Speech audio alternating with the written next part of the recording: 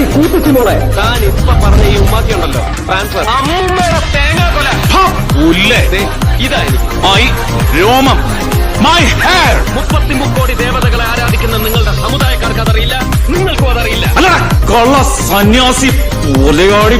നിന്നെ പോലുള്ള ലോക കൊലയാടിമോമാരെ ഉദ്ദേശിച്ചാണ് പണ്ട് അങ്ങേര് പറഞ്ഞത്.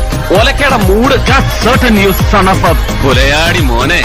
എന്നാ കാണോ എടാ ടിക്കറ്റ് ഇന്ത്യൻ കഴിവറടാ മോനെ. എന്താടാ നീ